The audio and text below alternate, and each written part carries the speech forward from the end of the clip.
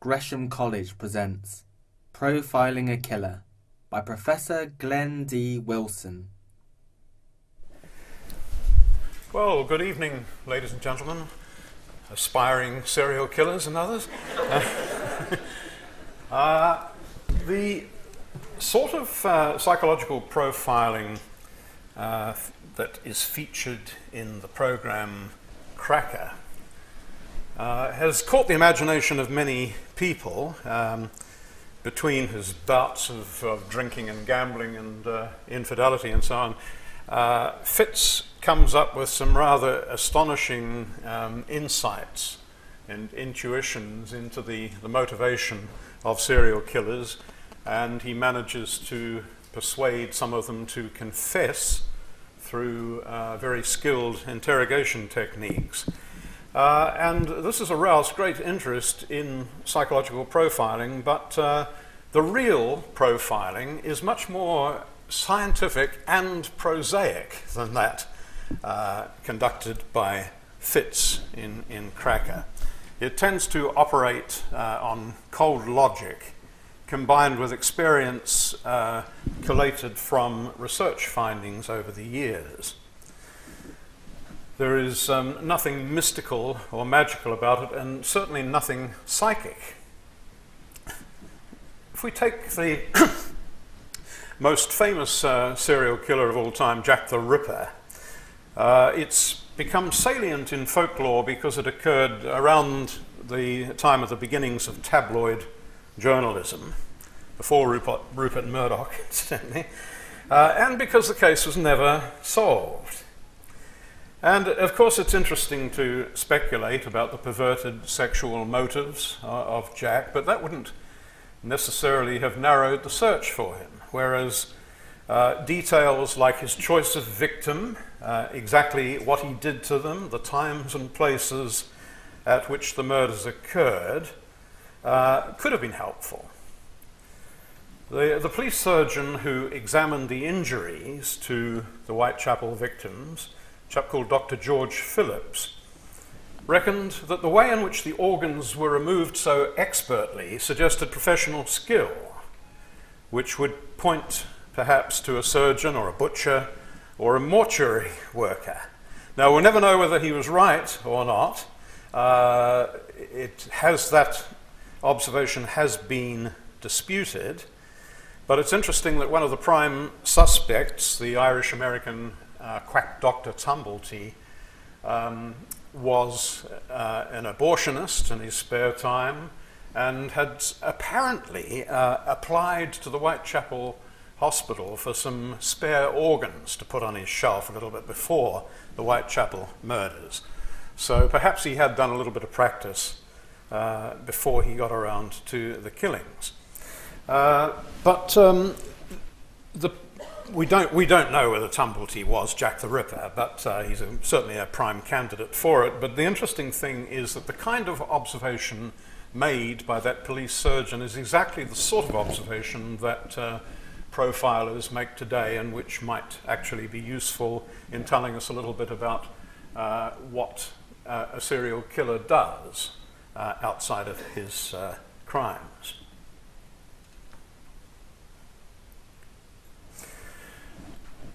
So, what is your average serial killer like? First of all, we distinguish them from spree killers, that is, people who shoot up a whole lot of people simultaneously, like the Dunblane episode, or Hungerford, or this recent Norwegian atrocity. Spree killers can account for a lot of people simultaneously, but the serial killer is defined as somebody who has killed 3 or more people with some sort of downtime, some intervals in between them. Now, they do share a number of common traits. They are very often loners or have a history of unstable relationships. They move house rather frequently, and one wonders if sometimes it's because they are moving away from the scene of a crime in order to distance themselves from it.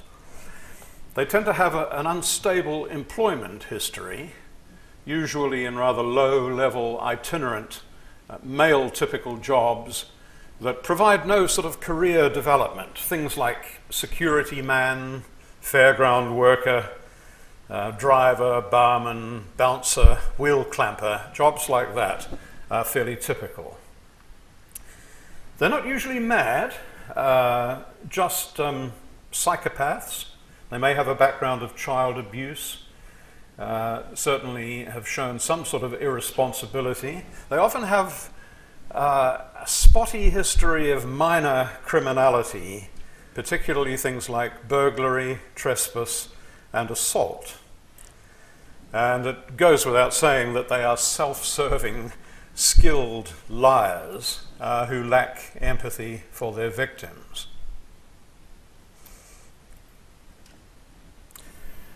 It's often said that serial killers are charming, plausible, intelligent people, as indeed some psychopaths are, but this has probably been exaggerated because it is the most successful serial killers, the celebrated, famous ones, that will give us that impression.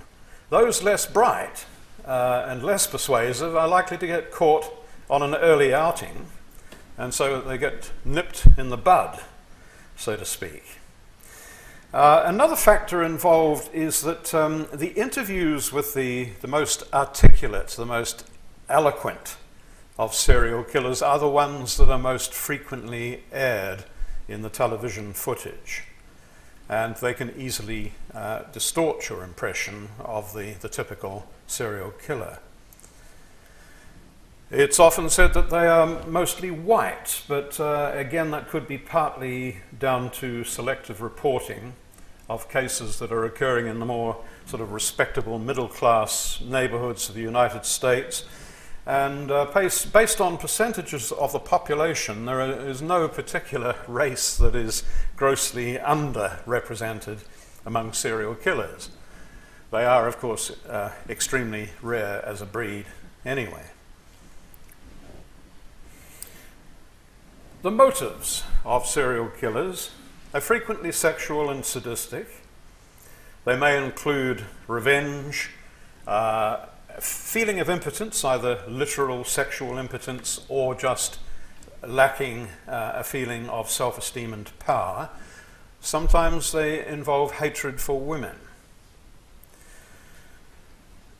They kill strangers, very often strangers of a particular category, like prostitutes, and they do it with hands-on, intimate forms of killing, like beating, stabbing, strangulation, compared with spree killers who mostly use guns or explosives. They may take pleasure out of the cruelty inflicted on their victim, and that may be evidenced by what we call overkill. That is, doing things that are beyond what is necessary to actually kill their victim, stabbing them 57 times or disemboweling them, for example. Some will take trophies, things like clothing, jewelry, or parts of the body, as a sort of a souvenir, and perhaps to help them relive the crime, save them coming back to visit the body, although some of them will do that as well. Some of them take pride in their ability to lead the police a merry dance, and they like to read of their exploits in the newspapers, like to see their nickname come up there. And of course, ultimately, they may need to get caught in order to take the credit. It's not clear to what extent that happens deliberately, or whether they realize that at some point in time they are going to get caught anyway.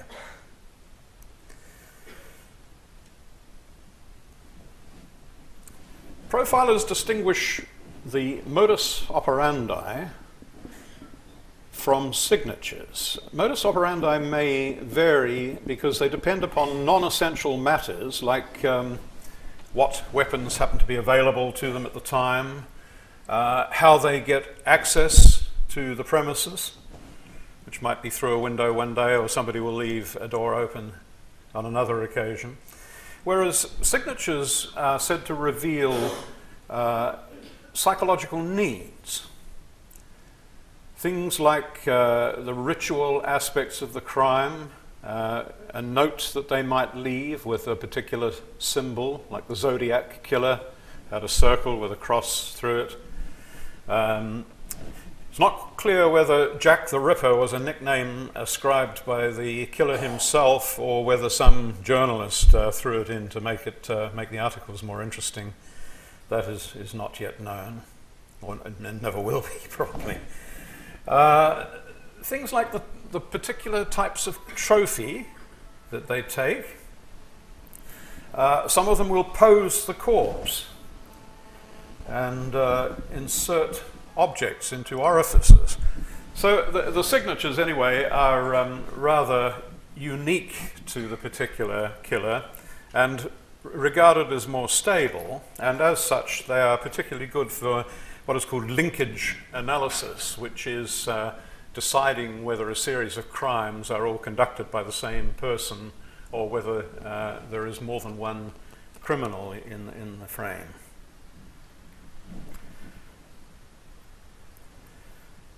The signature of the Yorkshire Ripper was a wound to the stomach gouged with a screwdriver, that is, after hitting the victim on the head with a hammer, and which would usually have been enough to kill her. Now, it seemed that, well, Peter Sutcliffe actually was a devout Catholic and claimed to be inspired by the voice of God, but he did have a detestation for women that was probably more to the point, especially prostitutes who may have cheated him somewhere down the line, taken his money and not given him satisfaction. But he, most important of all, he was probably gaining sexual excitement from inflicting these deep wounds in his victims. The fetish can apparently be traced to his fascination with a Victorian educational exhibit in a Morecambe waxwork museum that he visited on holidays and with his brother on several other occasions, which showed a series of female torsos with windows in the belly supposedly illustrating the 9 stages of pregnancy, which was the label put on that exhibit. Now, according to Sutcliffe's brother, Peter would linger over this exhibit with a rather silly grin on his face. And it's not far-fetched to suppose that what he was doing with the corpses was to create a wound that was reminiscent of that hole in the belly. He was trying to replicate that exhibit with his screwdriver. He was ultimately caught, of course, because he was stopped in the red light district of Leeds and found to be carrying a screwdriver and hammer. In fact, he made an attempt to hide them from the police, and that was ultimately the giveaway.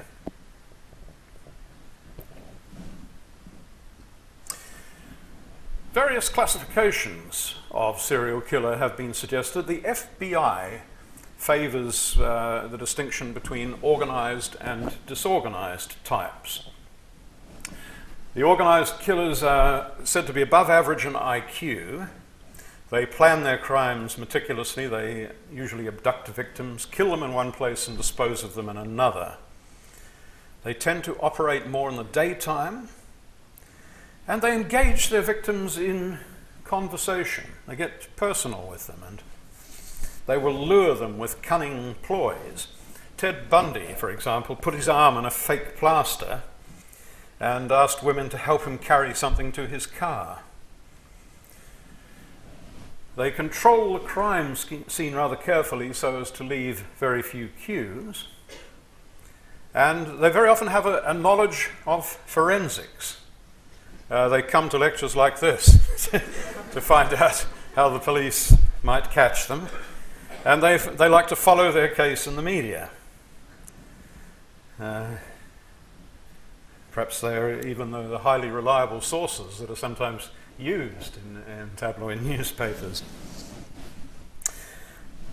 They are more likely to be socially adequate, to have friends, lovers, possibly even wives and children. Now, the disorganized serial killers are, of course, the exact opposite in virtually all these respects. They have below average IQ, socially inadequate, likely to live alone, in fact, and near the location of their crimes. They're impulsive, they use whatever weapon is to hand, and they make no attempt to hide the body. They operate more at night, and they depersonalize the victim. That is, do not see them as human beings at all. They leave a chaotic crime scene, which helps to catch them, usually. They have minimal interest in police work and very often history of mental illness, the disorganized type. So that's the big division as far as the FBI is concerned. Holmes and Holmes, you might think of Sherlock Holmes and his wife, but in fact there are a couple of American researchers have proposed 5 subtypes of serial killer. There's the visionary type, very often psychotic, acting on voices of God, as Sutcliffe apparently did. Or the devil might be their inspiration. And they will see the killing as a job that just has to be done. There is some kind of destiny involved in that. And you would think that that would overlap quite a bit with the second category, the mission-oriented killers, who feel compelled to rid the world of some undesirable group, very often prostitutes. Although I have to say that it is very often a rationalization. You know, I kill these prostitutes because they're a scourge on society, but in fact they would just enjoy killing somebody anyway, and they happen to be a very vulnerable and already sexualized group of people. Lust murders are those that are fantasy-driven, and they may include very specialist preferences like necrophilia or cannibalism. Torture and mutilation, but it is the sexual gratification taken from one of their fantasies which is the primary driver. Then there are thrill seekers who seek the adrenaline rush of the hunt and the kill. They get excited by the pain or terror of their victims, and they lose interest after the victim is dead. And the fifth group, according to Holmes and Holmes, are the power control freaks who need to exert total domination over their victim, perhaps because they lack power in their everyday life, have very low self-esteem, and they like to extend the process of the killing over a long period of time. Now, it has to be said that there's a great deal of overlap amongst those categories and no very convincing empirical research to establish that they are the only or ultimate ways of splitting serial killers. There's an alternative approach favoured by one of Britain's top profilers, David Cantor, and he notes that comparisons in the form of people who bought this also bought may be applied in the field of crime. And they use a statistical procedure called smallest space analysis, which is really giving you a similarity space amongst different characteristics of the crime scene here, the different actions of serial killers, based on the co-occurrence, the correlations among them. And that revealed 4 major facets which they labelled mutilation, execution, plunder, and sexual control. Yes, the colours don't come up very well there, but the common features are around the middle, and the most depraved acts are out towards the periphery of the concentric circles. But those are the 4 categories of the actions performed by the serial killers at the scene of the crime.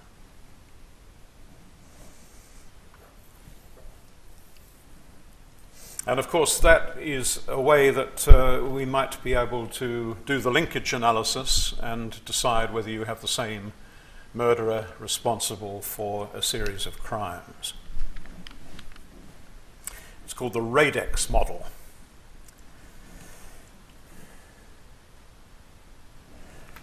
A fairly typical serial killer is the Suffolk strangler, as he was dubbed, Steve Wright, who strangled 5 prostitutes not so long ago in the Ipswich area, probably because he found it sexually exciting and empowering to do so. And as I say, he probably targeted prostitutes just because they were available, easy to get into his car, and perhaps there was already something a little bit sexy about them that turned him on. He had his parents split when he was young, but his childhood was otherwise fairly unremarkable. He grew up as a shy young man with difficulty holding down relationships and jobs, proneness to gambling, drinking, petty theft, debt, and suicide attempts. Actually sounds a bit like Fitz in Cracker, doesn't he? I think that's the point that was being made by the writer, that Cracker was a complete mess in his personal life, much like many of the serial killers, and therefore perhaps had some special rapport with them. Steve Wright never settled very long in one place. He moved about various locations in East Anglia and Kent, worked variously as a dock worker, a lorry driver, a barman, a pub landlord, a forklift truck driver, and a ship's steward. Fairly typical of the sorts of occupations that we find in serial killers. He was 48 by the time he was arrested, which is rather older than the typical male serial killer. But it is possible that he killed earlier. There are a number of unsolved murders around the Norwich area, particularly where Wright had lived at the time, that seem to bear his trademark. Prostitutes being abducted, strangled, and left in water-filled ditches. And they go back as far as 1992, when Wright would have been 34, in his early 30s, which is perhaps a more usual time for a serial killer to commence a career. The sudden flurry of murders that occurred towards the end of 2006 might have been thought of as a sort of an end game, that they led to his capture, and he probably realized that they were going to, so he was determined to get in as many as possible, sort of recharge the batteries of his fantasy before he was going to be put away for a very long time. Now, Wright was a fairly typical serial killer, but there are others that you might call atypical. They don't seem to fit that standard template. Some of them target gay men. Dennis Nilsen, Jeffrey Dahmer, preferred male victims. They usually turn out to be gay themselves if they're targeting men. There's a tendency for like to target like. It applies to race as well. White serial killers tend to kill white victims. Black serial killers tend to target black victims. There are some who, like Delroy Grant, the Night Stalker, as he was dubbed, target older women, which might seem rather strange unless we suppose that they are gerontophilic, that is, have a fetish for older women, or we revert to some sort of psychoanalytic interpretation like revenge on the mother, or the interesting thing about Delroy Grant was that he would chat in a kindly way to some of these victims and apologize to them for what he had just done or was about to do, and you know, say, oh, don't worry, I hope I don't hurt you, but I just have to rape you or something. very strange, but he seemed to want to get a little bit chatty with them. The Yorkshire Dr. Harold Shipman, who is quite possibly Britain's most prolific serial killer ever, killed, it's believed, 218 elderly women patients that he killed with morphine. Again, you might suppose it was a kindly thing to do. And apparently it connected with an episode when he was 17 that he saw that happen to his mother, who was in a lot of pain and so on, and he saw her die under the influence of morphine, and the pain go out of her face and so on. And he seemed to be revisiting this scenario over and over. Either it had become eroticized in some way, or he was perhaps striving to come to terms with it, but there appeared to be a connection between that episode in his own life and the scenario with which he euthanized these elderly women. Incidentally, Prophet was also involved because he was ultimately caught adjusting the will of one of his victims in his own favour. So he's a complex character. And a lot of them do mix it. Delroy Grant was usually burgling these women apart from raping and assaulting them. Sometimes he'd do one or the other, sometimes he'd do them all. But he seemed to mix his crimes. Now, serial killing is not just the monopoly of men. Obviously, most serial killers are men, but female serial killers are not unknown. One of Britain's earliest was Mary Ann Cotton, a Durham woman who poisoned 21 people around the 1860s, 1870s. And they included her mother, 3 husbands, 10 of her own children, 5 stepchildren, a lover, and her best friend.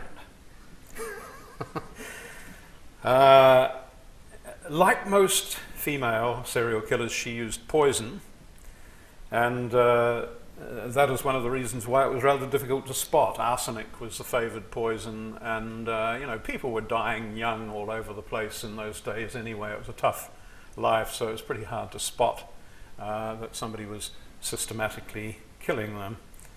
She wouldn't have got away with it for quite so long today, I shouldn't think. I like to think.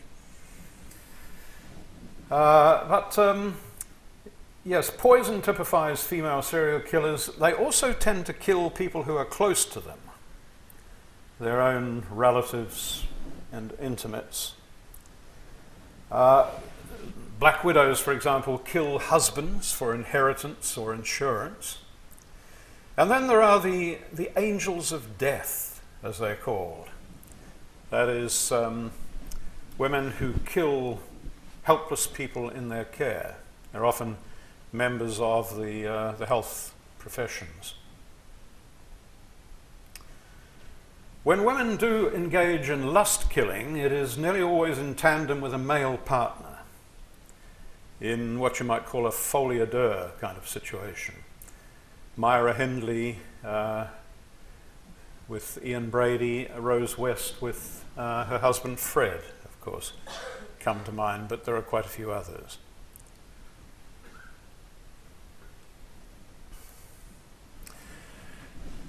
Now, can profiling help to locate a killer? Interestingly, geoprofiling, as it's sometimes called, actually originated with a study of a cholera outbreak in Soho in 1854. A certain Dr. John Snow traced the outbreak of cholera to a particular well in Broadwick Street.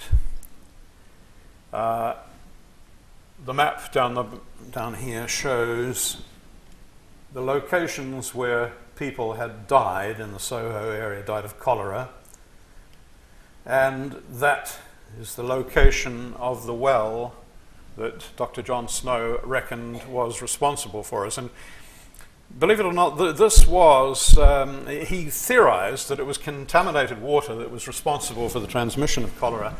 Yeah, that was not known up to that time. They thought it was conducted in the air, like malaria. And so geoprofiling in criminal psychology works on similar principles. Incidentally, that is the memorial well that is still in Broadwick.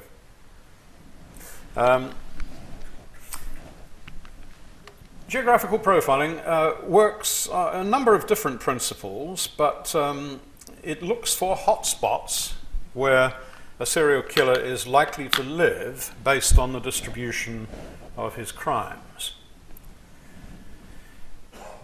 Yeah, this incidentally is a geo-profile for Jack the Ripper, and it does illustrate the two central principles. One is the idea of distance decay, that the hotspots, the crimes occur close to where the perpetrator lives, and there is a diminishing return beyond that. But there may also be an area around the home of the killer, a sort of a buffer zone, in which he avoids committing the crime to avoid soiling his own doorstep.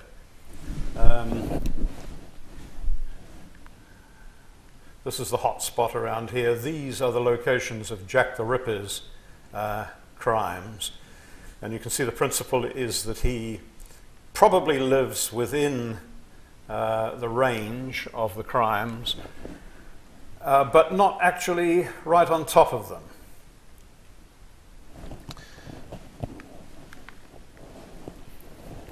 There is an optimum distance that he moves from. There are some other interesting possibilities in this that I will talk about. The Whitechapel Road runs through there, and it may have been a psychological barrier.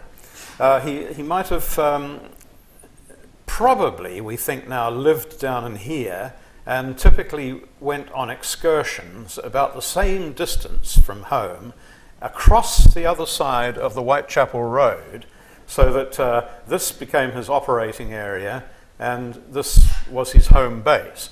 Two of the most likely suspects for Jack the Ripper, Tumblety I've already mentioned, and another chap called Kosminski, both lived around about there.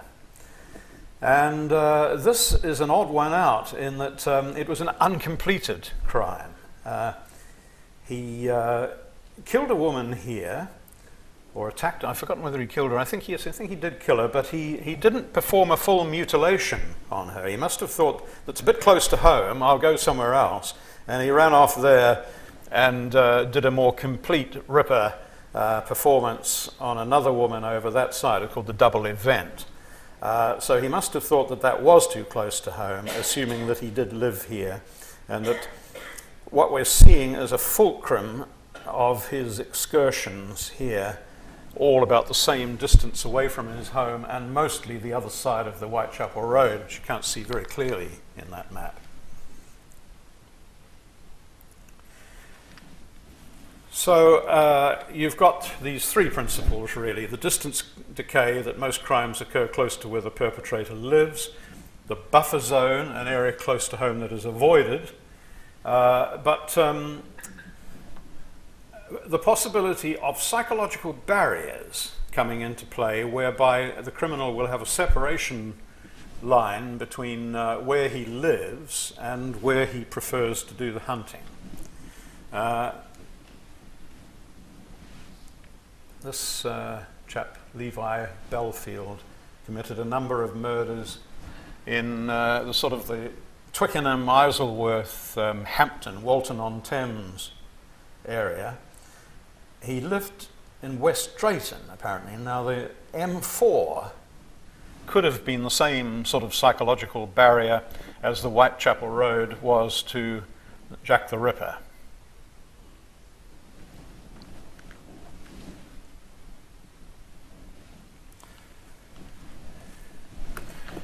A distinction has been made between marauders and commuters. Marauders live within the area of their crimes, typically in the middle of it, and operate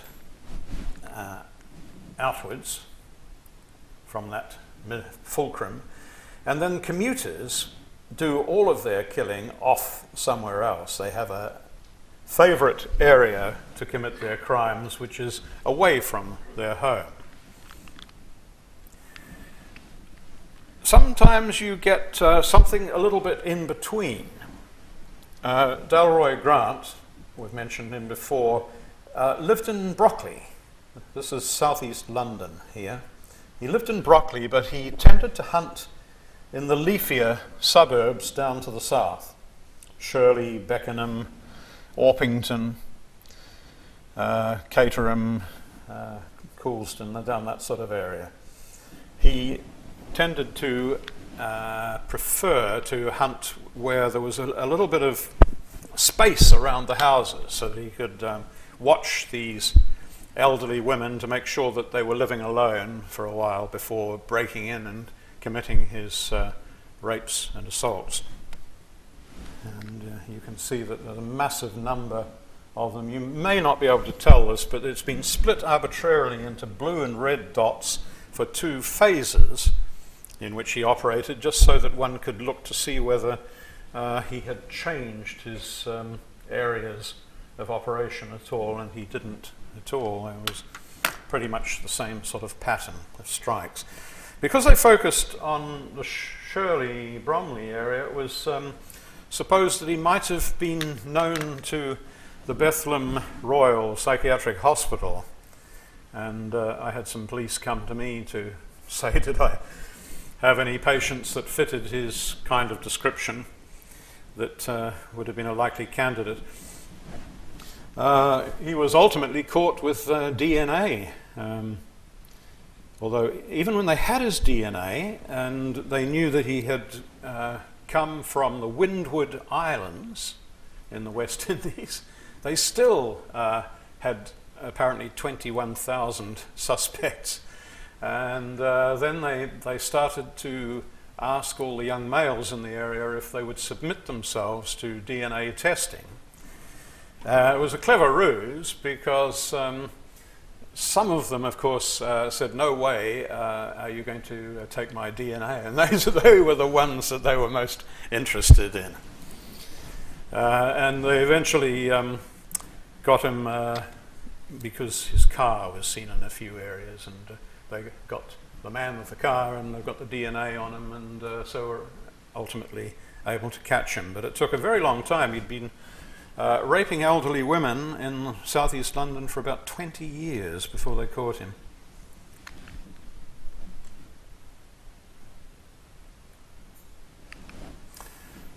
Geoprofiling will also work with body disposal sites.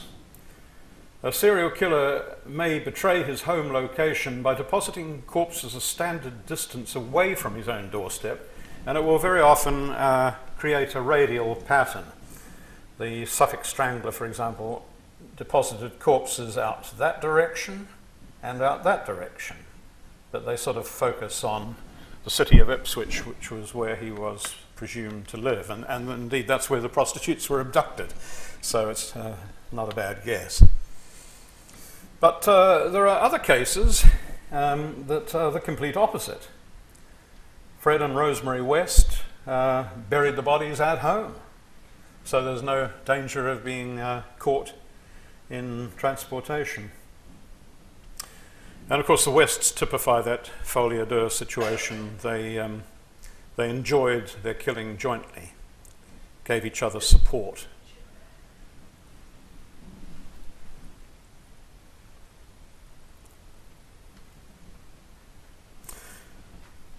The railway rapist is a celebrated case in which offender profiling was helpful to the police. Became one of the earliest cases in Britain that got a lot of publicity. In the 1980s, there were a series of 24 sexual assaults and 3 murders in the area of northwest London. Those are the locations of the 3 murders, and according to David Cantor, who was the psychologist brought in to draw up the profile, you can normally expect that the individual will live in the centre of his first 3 escapades, in this case also his only 3 murders. Cantor was asked to draw up a profile, and he came up with some of these traits. Living in the centre of the crime zone, mid to late 20s, probably living with a woman and perhaps without children, mid to late 20s, right-handed, blood type A. These are clues picked up from crime scenes. Semi-skilled job with weekend work, he was able to deduce that, and with a knowledge of the railway system. He also thought that he would have a criminal record involving violence. And when John Duffy was arrested in 1988, he turned out to live in Kilburn, right in the centre of these activities, was separated from his wife, was in his late 20s, right-handed, blood type A, well, we knew that already, and he was a travelling carpenter for British Rail, known to the police for having raped his wife at gunpoint. Might have been one of the reasons why he was separated. Now, he was number 1,505 on a list of suspects when that profile came in, but was immediately promoted and soon apprehended. It was then discovered that he liked to tie up his wife before sex. He had kung fu weapons at home, had collected 33 door keys as souvenirs from his victims. All of the sort of things that Cracker might have guessed, but notice that while they were interesting tidbits, they were only discovered after his arrest. They didn't actually help in finding him. It was the more practical details that actually led to his capture. It can be useful to ask how the criminal travels. Now, the self-styled Mardi Gras bomber targeted Barclays banks around London in the 1990s, a crude attempt at extortion. And the pattern of his attacks seemed to be in the vicinity of underground stations on lines that ran northwest from the fulcrum of Chiswick, off to places like Ealing and Ruislip. So it was supposed that he used the tube to travel to his escapades, and that he probably lived near Chiswick.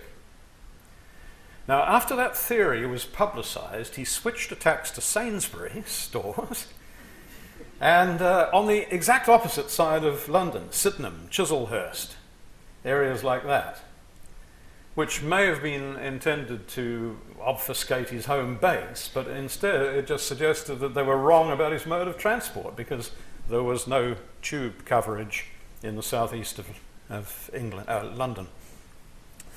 And so when they did pick up this chap, Edgar Pierce, they discovered that he was being driven by his brother, and he indeed lived in Chiswick.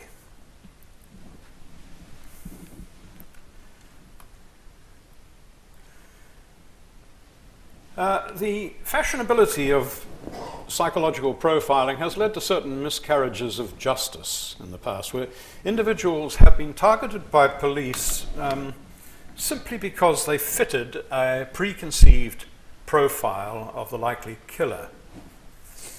Colin Stagg, I mentioned in my last lecture, was charged with the Wimbledon Common murder, mainly because he lived nearby, was on the Common on the morning of the killing, and seemed a bit of an oddball. Now, after a profile of the killer had been drawn up by a psychologist, it was publicised on the Crime Watch programme. Several local people phoned in to nominate Colin Stagg, after which he was firmly in the frame as far as the police were concerned, and they saw it as their job to just get proper evidence on him. Stagg had no previous convictions, but the police managed to charge him with obscenity on the basis of the fact that he admitted having been nude sunbathing in his past. So now he's a sex offender, as far as the tabloids are concerned.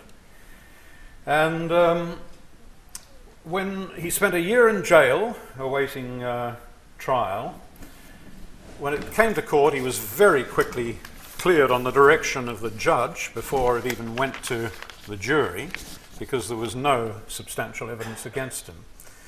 And the actual killer was later established through DNA evidence. And what's most chilling is that that guy had killed, I think, at least one other woman while they had Stagg sitting in prison. The wrong man. Another case is that of Barry George, who was a fantasist loner, was convicted of killing the TV presenter Jill Dando. He lived close to her in Fulham, that's true. It was claimed that he stalked women, although that was disputed evidence. He was said to be obsessed with celebrity and to have played with guns. According to the tabloids, he had news clippings about Jill Dando, but the truth was that he had a stack of old newspapers in his house. They hadn't been cut out or marked up in any way to show a special interest in Jill Dando. There was an almost total absence of forensic evidence, so it was certainly rather thin. So he was convicted largely on the basis of his profile, even though no psychologist, as far as I know, had formally drawn one up in the case of Barry George. Well, he spent several years in prison, and his conviction was ultimately overturned on appeal. And the case was never solved, but there is an increasing consensus that she was actually killed by a Serbian hitman in revenge for the NATO bombing of a state TV station in Belgrade, in which some of their top equivalent journalists presenters had been killed 3 days previous to Jill Dando's murder. She had also made an appeal on behalf of Kosovan refugees a couple of weeks before that, which would certainly have angered the Milosevic regime. And the method of her assassination was strikingly similar to that used to kill other Serbian dissidents, both at home and abroad, in which they are intercepted on arrival home, so they're sure they've got the right person, forced to the ground, and executed with a single shot to the head. And while we don't know for certain either way, I think that hypothesis has got a lot more going for it than the evidence against Barry George. Now, the lesson is that while psychological profiling may reduce the size of the haystack in which the needle is sought, remember the Yorkshire Ripper had 268,000 named suspects and card files that they had to work through, apparently. DNA profiling is proper evidence, but psychological profiling should not be used as evidence in itself, because it is not. And nor can it identify a killer before he kills, which was the conceit in the film Minority Report, a Tom Cruise movie you might have seen, in which they had a pre-crime unit that executes serial killers before they've got around to killing anybody. Now, the science of psychological profiling has certainly not reached that point. It may help the police in other ways, but it's very much in the position of seismology, which is very good at accounting for earthquakes after they have occurred, but not that good at predicting precisely when they will occur and where. Thank you.